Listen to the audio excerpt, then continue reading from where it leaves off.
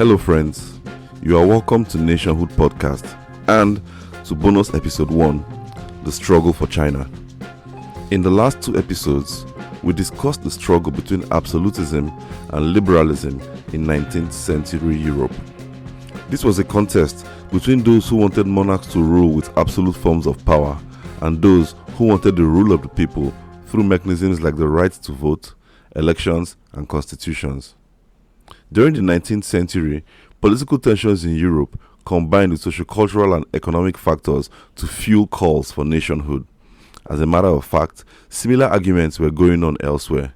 And so, in the spirit of unraveling how nationalism evolves, our first bonus episode explores events in China where, after the Qing monarchy was successfully overthrown in a revolution, different groups fought for the right to be recognized as the true representatives of the people.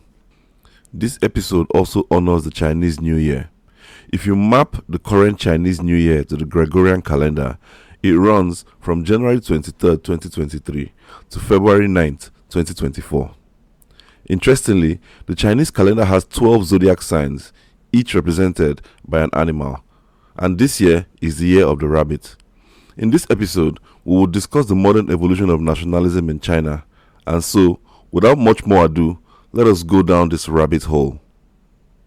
Modern historians tend to agree that the defining element of China's history in the 20th century was revolution, and that it was driven by the forces of nationalism. Nationalist sentiment was so potent in the late 1920s that it swept the Nationalist Party to power in 1927. The Nationalists would rule China for the next 10 years, up to 1937. This period is known as the Nanjing Decade. The Nanjing Decade started when the centrist faction of the Nationalists conducted a bloody purge against left-leaning members of the party. This happened on April 12, 1927. 6 days later, on April 18th, the Nationalists set up their government in Nanjing, led by Chiang Kai-shek. In the 3 decades before the Nationalists came to power, China experienced various political upheavals over control of its territory. At the start of the century, China was ruled by the Qing dynasty. Qing monarchs had been in charge for more than 250 years, and at the turn of the century, that control came under intense pressure from both domestic and international forces.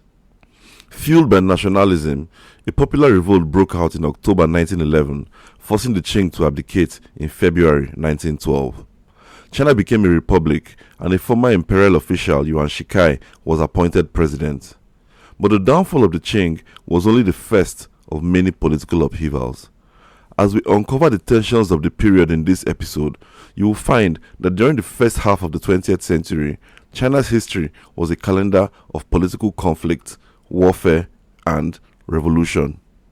Yuan Shikai's presidency did not last long because, in 1916, he died just 4 years after his appointment.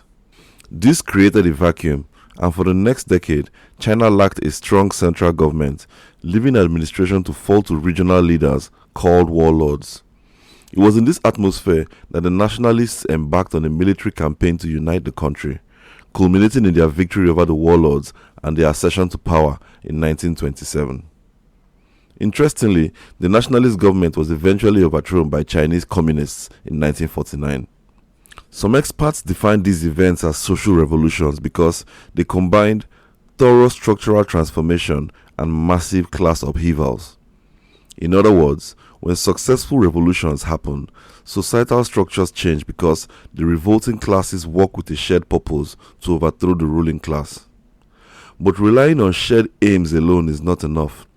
As we shall see, a precondition for successful rebellion is that the rebels must have the weapons to pull it off. A lot of times, it comes down to acquiring enough firepower to withstand and then overcome the military capability of the ruling class. All of the foregoing characterizes revolutions as a dispute between two things: structure and agency. In social theory, structure refers to those observable patterns along which societal relations are organized. For example, race relations define people as black, white, and brown, and gender relations define people as male or female. Also, employment relations separate employer from employee, and employees are split further into supervisor and supervised. while class relations recognize upper class, middle class, and lower class. By now, I'm sure you get the picture. In a sense, structure defines the relationship between the haves and the have-nots. On the other hand, agency is that individual human ability to demonstrate purpose, action, and independence regardless of structure. At group level, agency requires not only autonomy but also coordination and resilience. With these definitions, I'm sure you can better appreciate the conflict between China's revolutionaries and its ruling classes. There is a view that disagrees with analyzing China's history in sociological terms. According to this perspective, descriptions like nationalist and revolutionary tend to oversimplify the complex events of the period by obscuring their sequence and path dependency. Okay, what do those terms mean? In fact, what is this whole perspective trying to say? The answer lies in understanding sequence and path dependency. Sequence and path dependency are social science concepts that seek to understand the relationship between actions taken and the resulting outcomes. Those who propose looking beyond structure and agency are suggesting that sociopolitical phenomena like revolutions are not the outcomes of singular factors but depend on a variety of causes occurring in a particular sequence. Therefore, each revolution needs to be evaluated to understand the relationship between these factors and to see how the relationships led down the path to revolution. In other words, sequence and path dependency argue that the opposition between structure and agency are insufficient for understanding the process and outcome of revolution. We would encounter all these concepts of historical sociology throughout the course of this podcast, and if they are still fuzzy at the moment, don't worry, they will become clearer as we walk through different historical events. I am confident that you will soon be deciding for yourself whether structure and agency are more important than sequence and path dependency, or vice versa. For this episode, these concepts give us different lenses through which we can view the emergence and growth of nationalism in China, which, as you can already tell, is both a historical and a sociological phenomenon. We would also analyze nationalism in the context of revolution and reflect upon the key ideological debates that shaped political contention in China in the early 20th century. By the time you have completed this episode, you would appreciate both the theoretical and practical points of conflict between the different proponents of nationalism in China, starting from the late Qing era to the Nanjing decade. Based on this knowledge, you would better understand China's evolution from a feudal monarchy to a modern, powerful and centralized nation state. Now, let us take a good bite of this juicy tale. At the start of the 20th century, the Qing dynasty had ruled China for 2.5 centuries. They came from Manchuria in the northeast of China and belonged to the Manchu, a minority ethnic group. Expanding from their homeland, the Qing overthrew the ruling Ming dynasty in 1644 and within a century controlled China proper, that is, the inner regions principally populated by China's majority ethnic group, the Han, as well as Greater China, encompassing China proper and the territories on its fringes where many minorities originated, such as the Mongols, the Tibetans, and the Muslims of Xinjiang. It also included the islands of Hong Kong and Taiwan.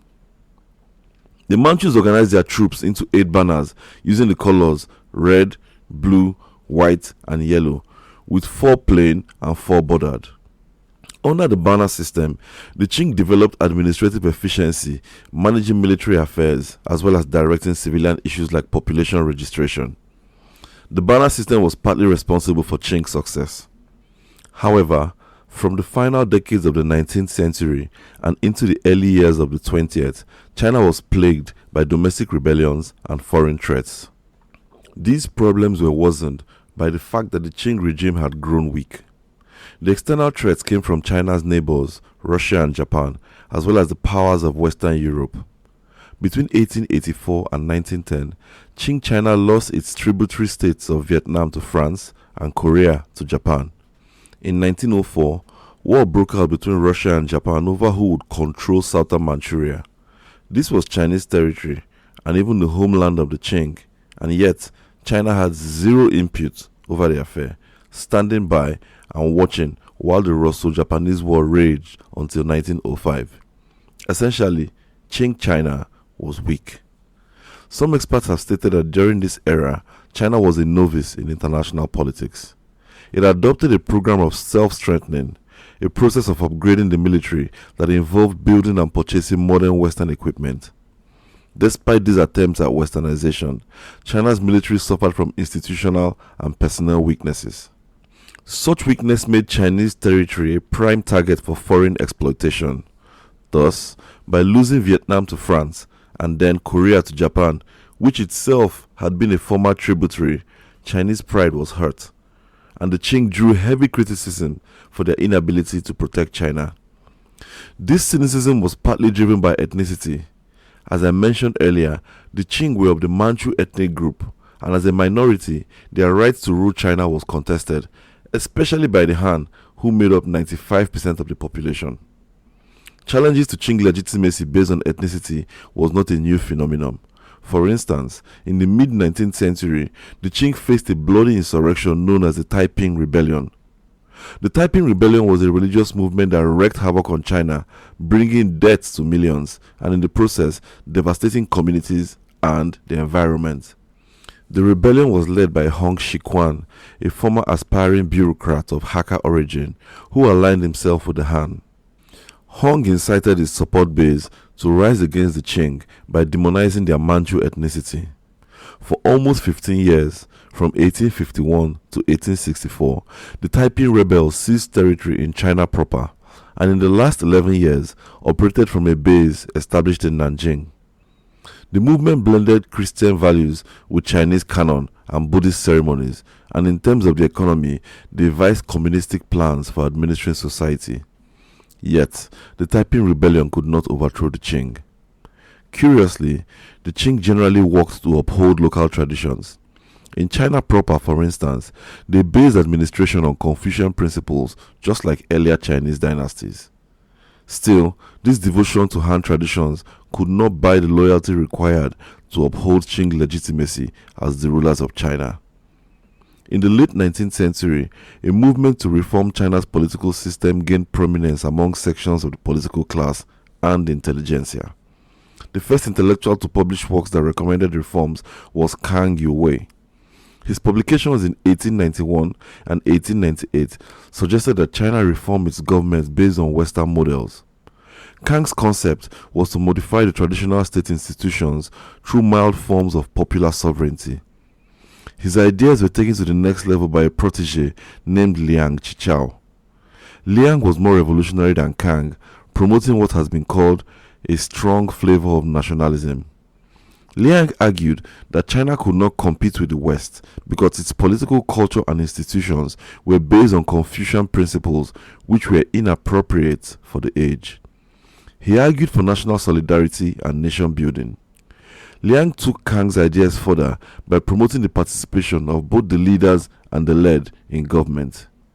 This contrasted with the absolute powers China's monarchs had over their subjects.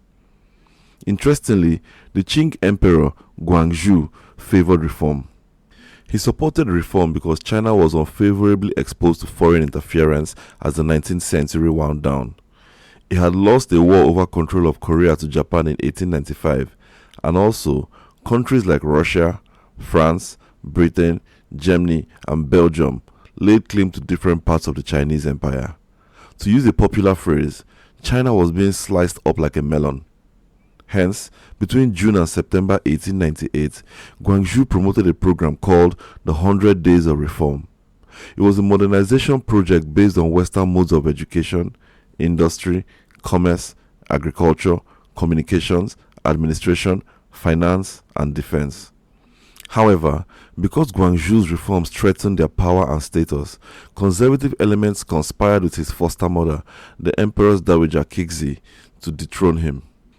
This crushed the reform movement, but in a twist of fate, Kixi started executing some of Guangxu's reforms, especially those strengthening China against foreign influence. Qing opposition to foreign influence peaked in 1899 during an uprising known as the Boxer Rebellion. The Boxers targeted missionaries and Chinese Christians with the slogan, "Revive the Qing and destroy the foreigner." Because the Boxers promoted Chinese culture and railed against Western civilization, the royal court supported the unrest. This was ill-advised, but to make it worse, Kingsley declared war on the international coalition of 8 countries that entered China to protect their missionaries and other interests. The Boxer Rebellion was a poison chalice, but if we think about it, what options did the Qing really have? It is easy to say the Qing should have suppressed the Boxers, but given the nationalist nature of the rebellion, that would have made them even more unpopular than they already were. So, if they recognized the sweet-tasting liquid was fatal and yet chose to drink, then perhaps it was a choice to go down with the people. Militarily, China never stood a chance. The coalition drew forces from the United States, Russia, Britain, France, and Japan. In 1900, the Boxers were suppressed and the Qing defeated. Subsequently, severe penalties were imposed via the Boxer Protocol, ensuring that China entered the 20th century in defeat, poverty, and humiliation. Amongst other terms, the protocol stationed foreign armies in Beijing and imposed war reparations of $333 million on China. Payments were to be amortized over 39 years at an annual interest rate of 4%, bringing China's total war debt to $740 million. This was a staggering sum because China's annual income was only about $185 million.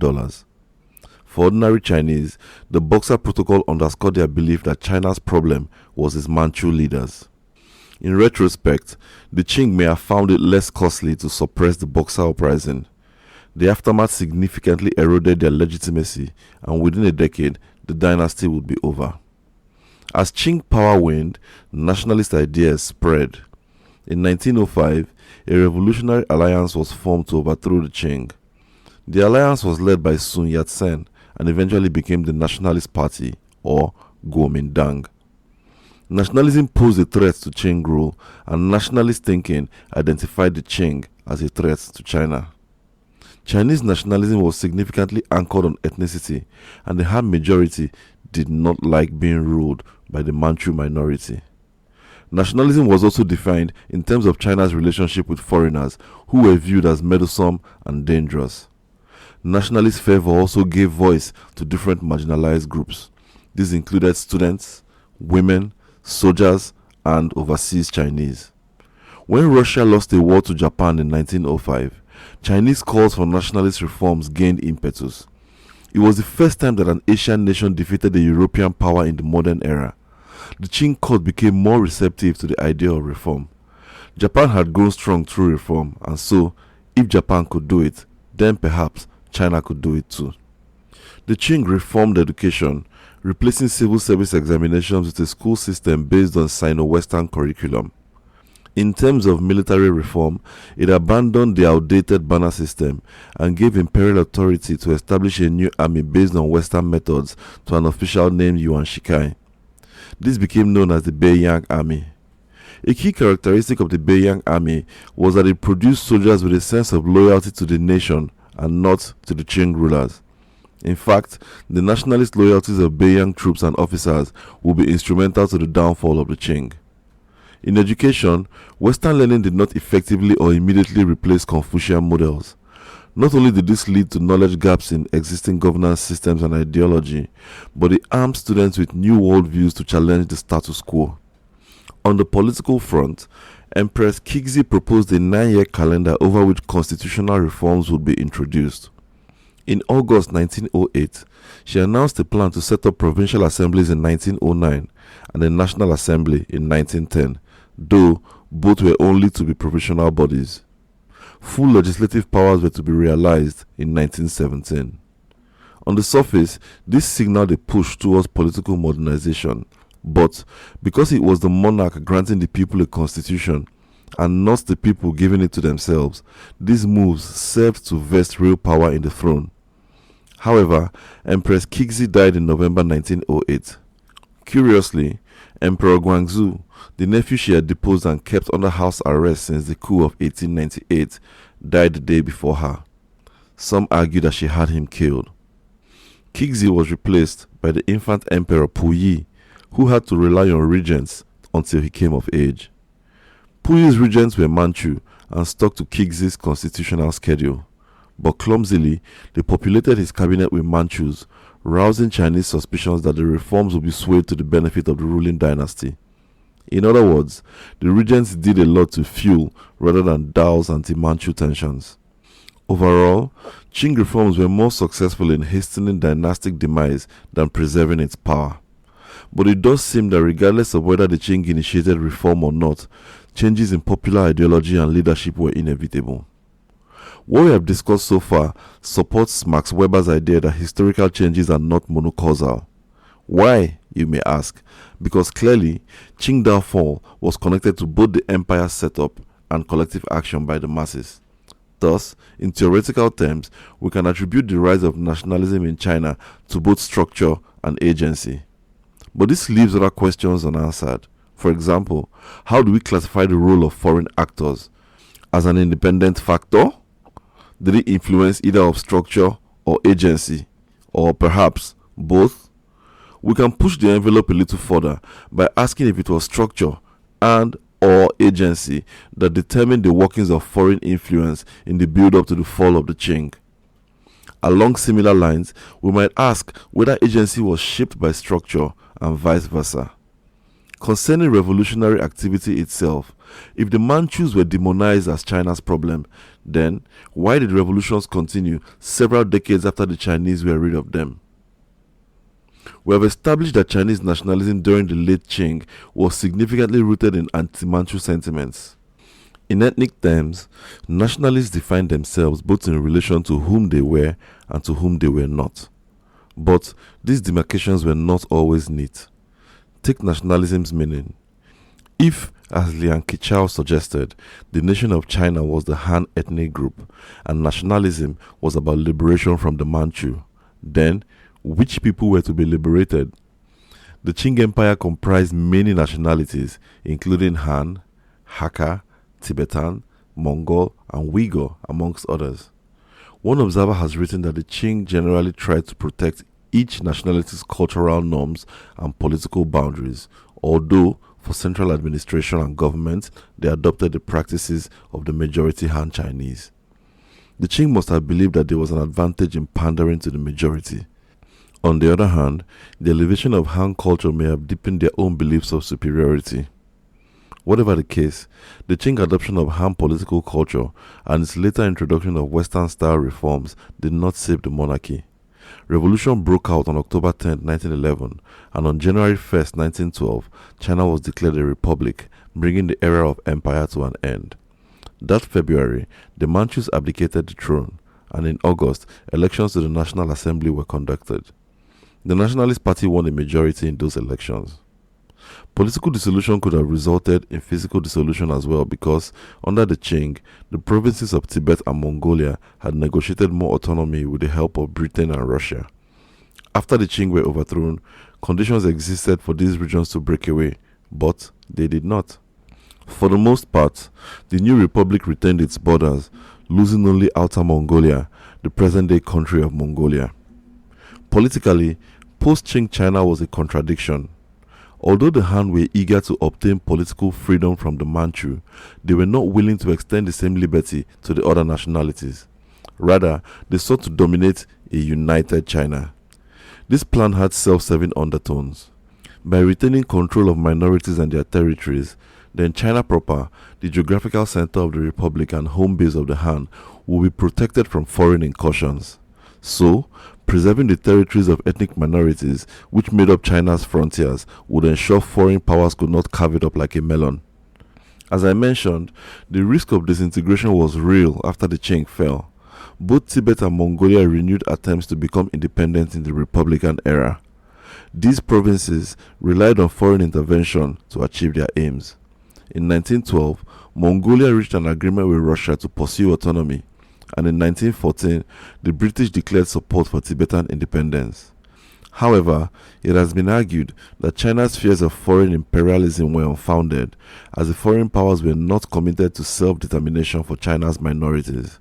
This was because they had to protect their economic investments from the previous era, and a united republic was their best chance to achieve that. Furthermore, the Republic's new leaders had already expressed readiness to repay foreign debts from the Qing era. However, the threat from Japan was real and led to national solidarity. In 1915, Japan presented 21 demands to Yuan Shikai, covering a variety of political and economic rights that were seen as an attempt to undermine China's sovereignty. Japan was granted the economic privileges, but China rejected the political demands. Republican China was weak, but could not swallow the bitter pill of becoming Japan's vassal. Here, nationalistic ideals were at play. Qing weakness had led to territorial losses, and so, for the new republic, it was important to show strength by not losing any more territory. Close inspection reveals that nationalism was used to drive conflicting agendas. For the purpose of ending Qing rule, nationalism was about pointing out ethnic differences, but in order to keep the republic together, it became about ethnic unity and solidarity. Another way to interpret this is that Chinese nationalism was shaped by centuries of Qing reign. Or, to answer one of the questions we teased earlier, we can say that agency was shaped by structure. Yuan Shikai secured the presidency through political negotiations between Chinese imperial bureaucrats like himself and nationalists like Sun Yat-sen. Here, we can pause for a moment to ask why the masses had no role in choosing their new leader, even though it was their support the elites relied on to prove that the Qing were unpopular. This is a frequent feature of political organization. Power typically changes amongst the elites, while the masses serve as instruments that competing elites use to contest for it. In this specific instance, Yuan Shikai had been a respected member of the Qing establishment whom, as earlier described, revamped the imperial military by creating the new army. Yuan's presidency was marked by suppression of political activity and attempts to concentrate power in himself. He even tried to crown himself emperor, but withdrew when the plan was sharply criticized by both friends and foes. Sun Yat-sen and other nationalists refused to be subjected to another throne. In 1913, they attempted to overthrow Yuan in a second revolution, but it failed and they fled to Japan. But Yuan Shikai never succeeded in creating a strong central government for China. Uprisings were frequent and the menace of Japan loomed. In 1916, Yuan died of uremia and his demise weakened the state further because there was no central figure whom the different power brokers were willing to accept as their leader. Thus, political power devolved to local strongmen known as warlords, several of whom were former proteges of Yuan Shikai in the new army. Warlordism brought an end to China's nascent democracy. The warlords controlled their individual territories in different ways, including through commerce, taxation, and extortion. By and large, military force was deployed for personal gain at the expense of the people. As Jonathan Spence observed, warlords espoused a variety of political views, including hopes of being reintegrated into a democratic republic and a belief that the nationalists were China's legitimate leaders. In Shaanxi province, the warlord Yan Xishan declared that he had succeeded in implementing the best features of militarism, nationalism, anarchism, democracy, capitalism, communism, individualism, imperialism, universalism, paternalism, and utopianism. Warlords were often in conflict with one another. These conflicts could take on massive proportions, such as the Second War between the Zhili and Fengtian warlords in 1924, where the combined forces numbered up to 420,000 men. It is important to point out that central government did not entirely disappear in the warlord era. Rather, it was too weak to be effective. As a matter of fact, different warlords jostled to install and control the key figures of the central government in Beijing. And so, from 1916 to 1926, China had 6 presidents and 25 cabinets. When Yuan died, 2 leading generals of the new army, Feng Guozhang and Duan Qirui, respectively became president and premier. However, Feng and Duan soon parted company, and each drew support from a different group of warlords. On the other hand, the death of Yuan led some warlords in the southwest, such as Tang Jiao in Yunnan and Lu Rongting in Guangxi, to declare independence from the central government. The bottom line is that whether they were trying to control or break free from the center, real power in China lay with the warlords during this period. At this point, we can conduct a health check on nationalism to see how it fared in the warlord era. You may have asked yourself, if nationalist agitation in the Qing and early Republican eras had mobilized against oppressive centralized authority, what did nationalism mobilize against during the warlord era of divided authority? We already noted that the warlords were frequently at war with one another. This led to frequently changing alliances amongst themselves. For instance, in 1920, Jiang Zuolin, the warlord of Manchuria, supported Wu Peifu of the Jili clique to defeat the Anfu group. But 2 years later, Jiang and Wu were at war. Another feature of warlordism was that different foreign powers supported different warlords.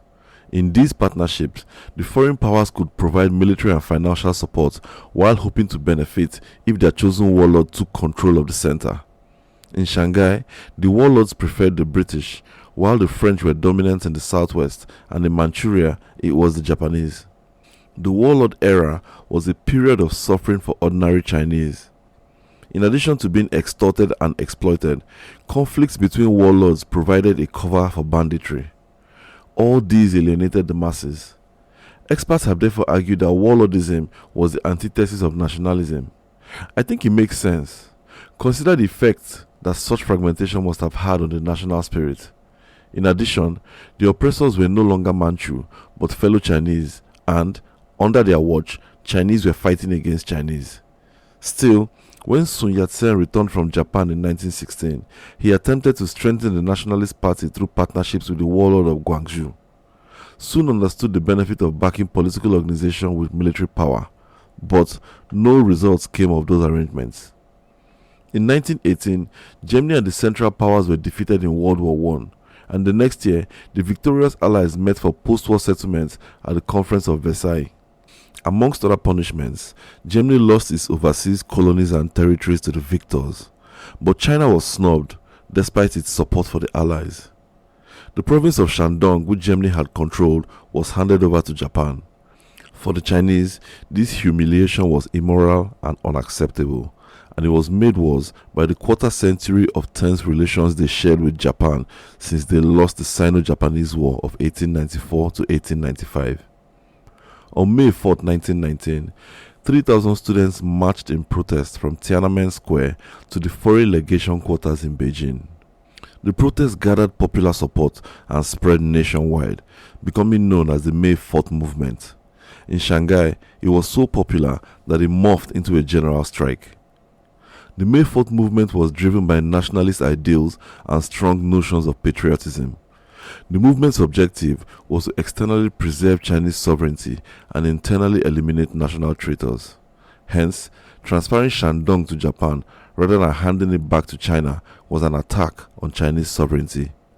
Now, recall that this was the warlord era, and often the warlords were susceptible to foreign influence.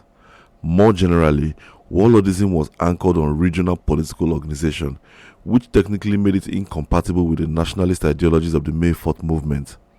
However, one contemporary analysis has re-examined the relationship and argues that some warlords supported the May 4th movement. The reasons for this support range from individual attitudes to narrow, sometimes sectarian, and even public interests. For instance, the Guangzhou military government had a representative named C.T. Wang in the Chinese delegation to Versailles, so it supported the movement.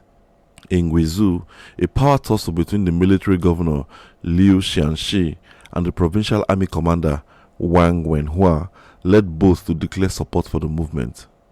Each hoped that doing that would bring the youths and students into their corner. On the other hand, the May 4th movement became a basis for some warlords to resume conflict.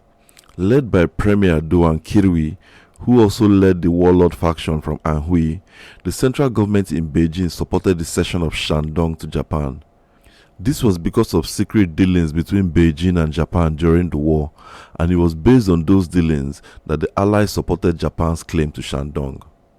The Guangzhou military government saw this as a betrayal and a good reason to attack the central government. Regardless of whether the warlords were temporarily united or further divided by the May 4th movement, its net effect was the weakening of their collective political position.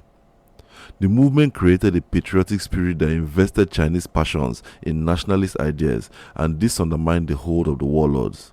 The movement called for urgent reforms, including the evolution of Chinese statecraft to enable China assess itself in the face of foreign imperialism.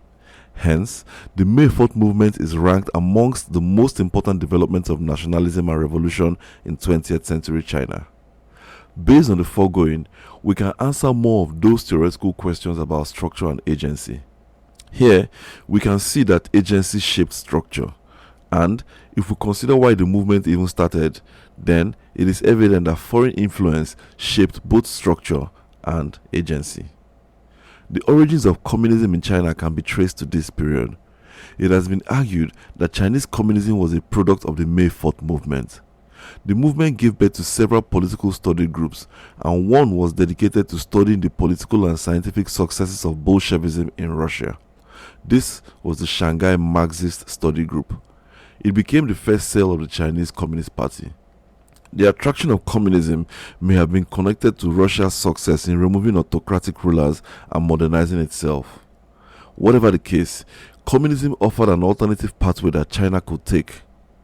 One student at Beijing University returned home to Hunan province to create a similar study group. His name was Mao Zedong. Communism and nationalism were ideologically different, but in the 1920s, the Soviet Union offered revolutionary expertise and funding to Sun Yat-sen and the Nationalist Party. In exchange, the Nationalists opened party membership to Chinese communists. Under Soviet tutelage, the Nationalists became a formidable political organization, and they built a respectable military apparatus called the National Revolutionary Army, NRA. But before Sun Yat-sen could realize his dreams, he died on March 12, 1925. A power tussle ensued in which Chiang Kai-shek, commandant of the NRA's training academy at Whampoa, emerged as the leader of the Nationalist Party. That May, almost exactly 6 years after the May 4th movement, China faced a similar phenomenon of strikes and demonstrations. These events became known as the May 30th movement, and some scholars contend that the nationalist spirit it engendered created a springboard for Chiang and the National Revolutionary Army to take control of China. It all began on May 30th, 1925, when a delegation of the Shanghai police, led by a British inspector, opened fire on a public protest, killing 11. The police wasn't a bad situation because, earlier in May, a factory guard, who was Japanese, had killed a striking textile worker, who was Chinese. It was this and other infractions by foreigners that caused the initial protest. After the police killed rioters, unrest spread quickly through China. The next year, 1926, Chiang led the NRA on a campaign of conquest called the Northern Expedition. The plan was to conquer the warlords and then reunite China under a strong Nationalist Party-led central government. The Northern Expedition was successful. It grew Chiang's reputation and gave nationalism a boost. Although there were battles during the expedition, some experts say that the nationalists prioritized grassroots organization over actual fighting, and it was based on this campaign's success that they formed a government. Historically, the Northern Expedition has been presented as the climax of national consciousness that flowed from the May 30th movement. In this view, May 30th galvanized the demoralized people to stand in solidarity against oppressors, both foreign and local. However, the historian Arthur Waldron disagreed with the level of significance given to the May 30th movement. He did not believe that changes in national consciousness could explain why the NRA initiated war or its eventual success. Instead, he claimed that constant warfare had weakened the warlords and thus their individual and collective abilities to withstand Chiang. Along similar lines, he contended that the May 30th movement would have lost steam if the Beijing government had suppressed the demonstrations and instilled public order. But it had also been weakened by civil war.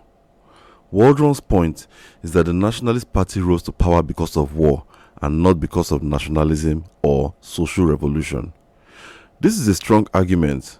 For example, at the start of the expedition, the NRA could only muster 100,000 soldiers, incomparable to the 420,000 men deployed during the Second Jili-Fengtian War. Essentially, Chiang's army was way smaller than the forces available to all the warlords.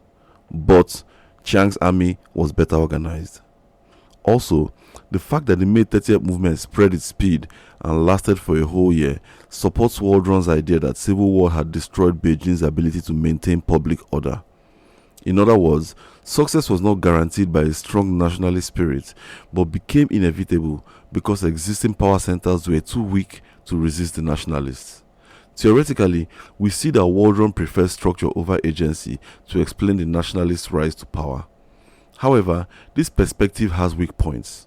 For one, Waldron ignores the determination and historical precedent at play when Chiang and the NRA marched to war.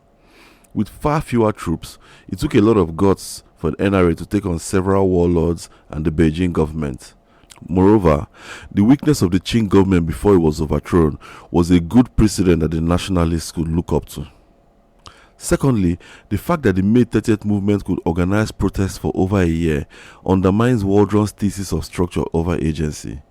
Evidence of collective action can be found in the grassroots mobilization that preceded the NRA's expedition. Overall, we can say that the nationalists conducted a successful social revolution. The sociologist Theda Skocpol argues that social revolution has three basic features. 1. The collapse of central administrative and military machineries. 2. Widespread peasant rebellions. And 3. Marginal elite political movements. In the warlord era, the Beijing government represented the first feature. The second was the May 30th movement, and the third, the Nationalist Party. All three meshed together to put the nationalists in power. Based on the foregoing, we can see that structure and agency were both crucial in China's power games of the 1920s.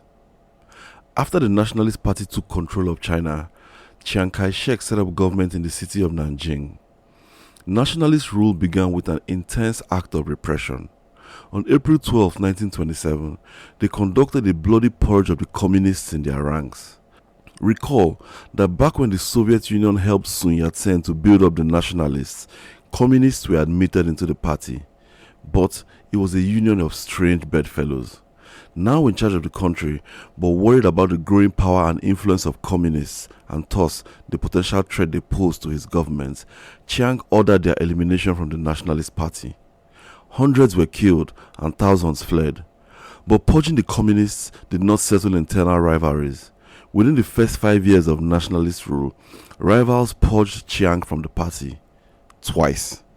And yet, because his reputation was so high, he was asked to return and lead the government on both occasions. The purges and triumphant returns only served to make Chiang stronger. For 10 years, from 1927 to 1937, the nationalist government operated from Nanjing, which is why the period is called the Nanjing Decade. By 1932, Chiang was its most powerful figure. Still, China was never completely united under the nationalists, either in political or military terms. Some territory remained under warlords, but a more serious challenge came from the communists who, after the purge of 1927, started to rebuild themselves with help from the Soviet Union. Chiang was determined to quash these threats, and by 1934 had conducted 5 annihilation campaigns against the communists alone. Yet, the biggest threat to nationalist rule came from Japan. Japan tried to use Jiang Zuolin, the warlord of Manchuria, to undermine the nationalists.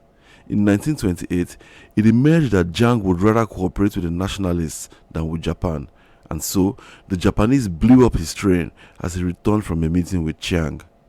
In September 1931, Japan overran Manchuria and in 1932 declared that it was an independent state called Manchukuo. The last Qing emperor, Puyi, was installed by the Japanese as puppet head of state in Manchukuo. Contrary to popular expectation, the nationalists did not respond to these acts of Japanese aggression despite their manifesto, which swore to protect China's territory and sovereignty. They simply could not meet the challenge from Japan. This failure was viewed by many Chinese as treasonous. When the Qing were overthrown, it was partly because they could not stop foreign powers from seizing China's territory. Thus, nationalist inaction was deemed to be anti-nationalistic. But Chiang had his reasons. Japan was much stronger than China, so his policy was to avoid direct confrontation.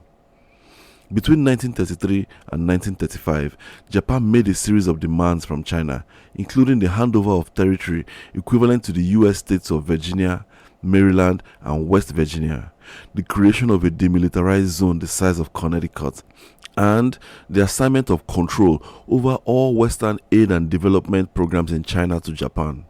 In total, there were 8 demands, and Chiang accepted all but one. All of this hurt Chinese pride, and to compound these problems, the nationalists were attempting to annihilate the communists. This was viewed in bad light by ordinary people, and the question they kept asking was, why should Chinese be fighting Chinese while the Japanese are eating us alive? The communists also called on the nationalists to unite and fight Japan. Late in 1936, Chiang's policy of avoiding direct confrontation suffered a serious setback. He was kidnapped by one of his generals, Zhang Zueliang, who only agreed to release him if he promised to unite with the communists to fight Japan. 2 weeks later, Chiang agreed and was released. He could no longer avoid war with Japan. On July 7, 1937, war broke out between China and Japan. Initial Chinese resistance was stiff, but eventually, the superior might of Japan prevailed. Chiang and his government fled before Japanese troops entered the capital, bringing the Nanjing decade to an end. The violence visited on Nanjing by the Japanese was inexplicable. Kitskopa described scenes that were horrific and extreme in cruelty. People were roasted or buried alive. Old men and women were tied up and thrown into icy rivers to drown. Women and young girls were raped and mutilated. Babies were thrown into the air and caught on bayonets. This ferocious violence lasted from December 1937 to January 1938 and is infamously known as the Rape of Nanjing. In 1939, World War II broke out and split the world powers into Allied and Axis camps. Japan joined Germany and Italy to form the Axis, while China joined the Allies comprising Britain and France, and later the United States. The Axis was defeated in 1945 and Japan evacuated the territory it held in China. In no time, the intense rivalry between nationalists and communists resurfaced. In 1946, civil war broke out, and although Chiang's forces first had the upper hand, they eventually lost to the communists, led by Mao Zedong. On October 1, 1949, Mao declared the formal establishment of the People's Republic of China. On his part, Chiang and the nationalist government fled to Taiwan. And so, my dear friends, that was the end of nationalist rule in China, and technically the end of our tale. But I want to tie everything we have discussed in a neat little bow for you. Formally, the nationalists were in power from 1927 to 1949 when they were displaced by the communists. But in practice, they only enjoyed a period of somewhat steady rule for 10 years between 1927 and 1937. And even then, I apply the term steady rule with some caution because in that period, the Nationalist Party was racked by internal turmoil. This episode set out to discuss how nationalism emerged, grew, and ascended to power in China. We considered it within the context of the different social revolutions that shaped China in the early decades of the 20th century and analyzed both theoretical and practical arguments. So, for each of the governmental periods before the Nanjing decade, we described and explained the issues at stake and took different viewpoints into consideration. By looking at the struggle for China in the early 20th century, there are many things we can learn that will be relevant for our study of nationalism in Africa. We have established two central features of nationalism in China, both of them linked. The first was anti-imperialist feelings, and the second was the need to protect China's sovereignty. In the Qing era, foreign imperialism exposed China's weakness, and the Qing were scorned for failing to defend China's territory. Imperialism within China was also a problem. Worse still, as Manchus, the ethnicity of the Qing became a basis for questioning their legitimacy. Nationalist ideologues created the stereotype of foreigners, or others, to generate anti-Manchu feelings amongst the masses. For ordinary Chinese, Manchu rule meant foreign rule, and these foreign rulers were allowing other foreigners to divide China like a piece of cake. Ethnicity and race were central to nationalism in the Qing era. However, when the Qing fell, nationalism took on a new flavor. Whereas it was used to depict the Qing as foreigners, in the new republic led by Yuan Shikai, it was used to keep all minorities, including the Manchus, inside China. Clearly, nationalism was malleable, but in the Republican era, it was still defined by anti-imperialism and the need to defend China's sovereignty against predators like Japan. In the warlord era, nationalism became the driving force of protest movements. The May 4th movement promoted cultural rebirth, seeking to replace old ways with the new. Calls for nationalism were shaped by the humiliation of losing territory to Japan despite being on the winning side of World War I. Once again, sovereignty and anti-imperialism were at stake. In the May 30th movement, nationalism galvanized similar ideas in opposition to the oppressive attitudes of foreigners in China. From theoretical perspectives, we spoke about structure and agency and the extent to which each, or both, influenced the development of nationalism. Depending on the circumstances, different dynamics were usually at play. For instance, Waldron asserted that structure was the defining factor that led to the rise of the nationalists after the Northern Expedition, but our analysis shows that in that situation, agency was just as important. The downfall of the Qing and the rise of the nationalists both prove Weber's theory that rejects monocausality and Skocpol's theories of social revolution. A major contradiction of Chinese nationalism is that it rejected foreign imperialism but relied on its tools, technology, and political frameworks to protect China's sovereignty. From military technology and education to international conferences like Versailles, the Chinese had no independent or capable means of fending off imperialists without relying on foreign inputs. Another contradiction lies in the mutual origins of communism and nationalism. In addition to shared connections with the May 4th movement, the nationalists could only start to organize effectively after being trained by Soviet communists. They also accepted Chinese communists as members, implementing similar development programs and strategies. Chang and Halliday note that when Chiang died in 1975, Mao mourned for a whole day. One has to wonder, since both leaders had so much in common, including training and methods of administration, what then was nationalism? The story I have told also has its limitations. A major one is that I relied on sources in English. It is possible that some misinterpretations of original Chinese texts may exist in my sources or my understanding. Also, based on limited familiarity with naming conventions, my pronunciations may have been imperfect. In addition, due to space constraints, I have not elaborated some events, terms, and ideas, such as the geographical boundaries of China proper and Greater China, or the intricacies of Confucian thought and its links to imperial civil service. Also, I did not dwell on the tenets of communism. Finally, the discussion of nationalist rule is limited because a full-time study of their time in power was out of scope. The main objective was to show how nationalism emerged, developed, and rose to power. This episode has analyzed China's relationship with nationalism in the early 20th century, a period when it transformed from an empire to a nation-state. The lessons of this episode will be useful for studying the history of nationalism in Africa, especially within the context of understanding the challenges faced by multi-ethnic societies that are struggling to emerge from oppressive systems of foreign political domination. Next time, we will move forward with our story, but go back in time as we pick up our narrative in 19th century Europe.